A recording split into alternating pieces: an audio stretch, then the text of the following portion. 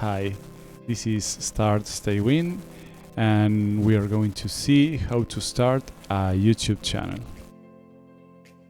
The first thing to do is to go to your YouTube settings. Next, step 2, account, and add or manage your channels. Next, create a channel. Step 4 is to write the channel name and create.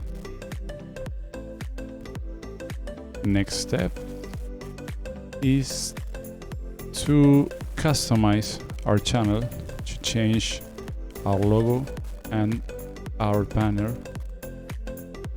So here in branding, we can change our logo and change our banner.